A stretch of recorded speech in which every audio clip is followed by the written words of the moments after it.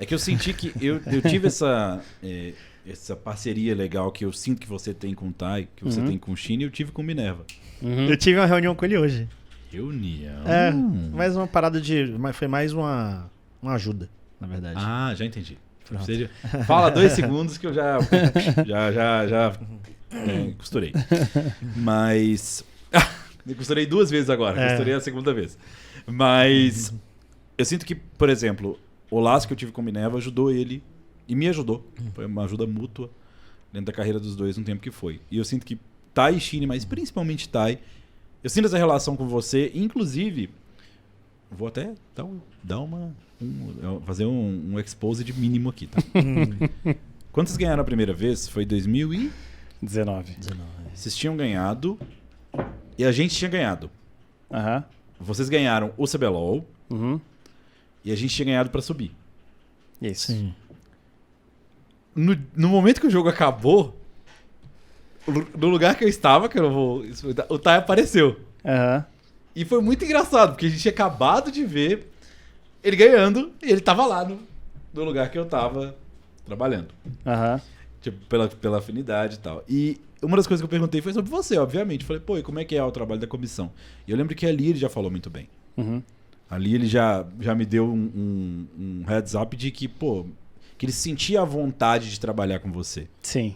E é muito diferente, Chaep, porque quando o jogador fala que gosta... O jogador geralmente odeia técnico, tá? Eita.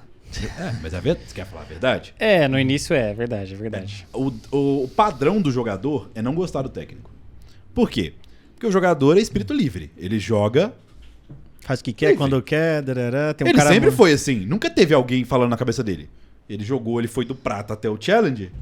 Espírito livre. E tem aquele negócio também do... que é que esse cara aqui não joga mais do que eu, quer me ensinar? Isso. Né? Vamos chegar nisso. Vamos chegar Quando nisso. alguém vem e começa a falar na cabeça dele, não rola, né? Sim, não é legal, não é confortável. Não é. Mas, se o jogador tá curtindo isso, quer dizer que rolou esse acordo, rolou esse pacto interessante. E eu senti isso do Tai. Sim. Então esse é um caso que eu queria saber mais. Como é Maestro Tai? Eles então, são brothers de verdade? Primeiro dizer que todo mundo daquela lineup é meio brother ainda. A gente conversa muito até hoje. Tava naquele grupo lá? A gente conversa muito até hoje. Tipo, a gente tem grupo de conversa e tudo, muito de amizade mesmo, né? Somos muito amigos, a gente criou um laço muito forte daquele grupo. Então, tenho relação boa com todos eles, mas o Tai especificamente, eu lembro até hoje, o primeiro dia que ele chegou lá na NTZ, a gente tava na sacadinha lá em cima e tal, e ele chegou lá, e ele era um cara que, apesar dele ser confiante que ele era um bom jogador, eu não sentia que ele tinha a realização na cabeça dele de que ele ia ganhar tudo, de que ele ia ser o melhor do Brasil e tudo mais, como aconteceu em 2019, né? Ao longo do tempo ele foi transformando, ele foi ficando cada vez mais confiante e tudo mais, mas ele era um cara que ele transbordava profissionalismo, vontade e tudo isso, e ao mesmo tempo, a primeira vez que a gente ganhou, se vocês lembrarem, ele, depois de comemorar muito e gritar e tal, ele sentou na cadeira e chorou lá, porque, tipo assim, é uma pressão que saiu dele ali naquele dia. Tem uma foto muito legal que eu gosto, eu guardo até hoje, né, comigo, que é ele sentado na cadeira chorando e eu abaixado falando com ele. Né? Eu lembro dessa foto. Que ele não acreditava ali na hora, né, naquilo, e foi muito legal, assim. Daquele momento em diante ele ficou um cara muito mais confiante e tudo mais. Então a gente tem uma relação muito legal talvez, né, não sei ele que vai dizer, mas talvez ele sinta que aquilo ali foi o unlock do potencial máximo dele ali, e aí desde então ele começou a estourar, foi melhor top, né, foi um dos melhores jogadores também, na minha opinião, um dos melhores da Loud desse ano também, né, então um cara grande referência, um cara inteligente pro jogo, é um cara que eu gosto muito até hoje, e a relação que eu tenho com ele é assim, muito pessoal também, sabe, e o legal desses jogadores, principalmente o Tai, é que o Tai, por exemplo, na época que a gente trabalhava junto, ele me dava muita abertura para eu falar as coisas que eu gostava nele e para eu falar, Rodrigão, isso aqui não tá legal, mano. Não tô curtindo que você tá fazendo isso aqui, tá ligado? Pô, pra que você tá fazendo isso e tal? Ele era um cara que às vezes chegava mal-humorado e tal, a gente brincava que ele era o velho ranzinza, né? E aí ele chegava mal-humorado no treino, e aí eu chamava ele pra conversar depois e falava, cara, o que aconteceu e tal? E ele não demorava muito tempo a falar, foi mal, desculpa e tal. Então, ele era um cara que ele sabia escutar elogio, sabia escutar crítica, e talvez ele nunca tenha tido alguém interessado pessoalmente nisso, nessa melhora dele. Então, Não sei, né? Não posso dizer por ele, mas eu pelo menos guardo um carinho muito grande por ele, né?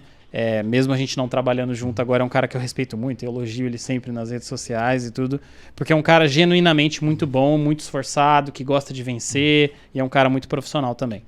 E só ampliando dessa pergunta, e aí trazendo um questionamento para quem está em casa que nunca parou para pensar nisso, e talvez até o maestro, não sei se ele já passou pela sua cabeça, acredito que sim. Do Chaep também, acredito que sim. Mas o Tai, tem o caso específico dele, mas tem um macro da coisa também. O Tai, ele se consagra, ele tem esse unlock de potencial que você falou, depois de uma estadia muito controversa na PEN, né? Bastante. Que inclusive, quando eu chego na PEN, o Tai fica 3 dias e depois sai. Porque do planejamento para subir, né, que foi pós-queda, não tinha como encaixar. Realmente não tinha. Dada a situação, porque ele queria, na época, jogar mid. Era o que ele queria. Depois ele foi jogar top na NTZ, mas assim, fez uma negociação. E ele viveu várias situações de pressão. Teve que trocar de posição, jogar jungle. Foi o AD que tentou substituir o pai depois do Matsu. Então foi uma situação muito complicada que foi passada ali. E ele deu a volta por cima. Que é uma coisa que geralmente não acontece. Geralmente, e aí a parte macro. Então o caso dele tinha essas nuances sim de complicações. Geralmente, a PEN ela é um make or break para muita gente. Se você parar e começar a refletir, a PEN é tipo, claro, um time extremamente tradicional, é um alto nível. Só que quando você chega lá, como é o ápice da montanha, teoricamente, em muitos sentidos, depois sair para outro lugar é difícil. Tipo assim, tem muita gente que quebra depois disso. E até durante, assim, então, a passagem na PEN pode te alavancar ou pode te derrubar da montanha, né? Isso é muito comum, porque se você parar pra olhar, isso não é uma coisa que a PEN faz voluntariamente, é porque realmente é dado de ser o ápice, cara. Os holofotes estão lá, né? Os holofotes estão. Então, ou você se consagra e entra pra um hall eterno de coisas muito positivas dentro do LoL, ou durante e depois, será, pode ser seu último time, que muita gente aposenta na PEN, pós-PEN. Muita gente aposentou pós-PEN, muita. Pode olhar lá, depois você vai olhando, você vai começando a ver. Ou o cara aposenta um time pós-PEN. Que ele vai para outro time, aposenta na sequência. Isso é muito comum. E o Tai sobreviveu. Não só sobreviveu, como reverteu. Então o caso dele, para mim, tem esse a mais, que ele passou por muita coisa e não seguiu o caminho tradicional. E aí eu vejo que a mão de um treinador faz muito sentido. Para ser alguém que talvez, num momento, guiou para um caminho de mostrar, cara, talvez até agora realmente não tenha dado certo, porque, de novo, o jogador ele quer jogar livre.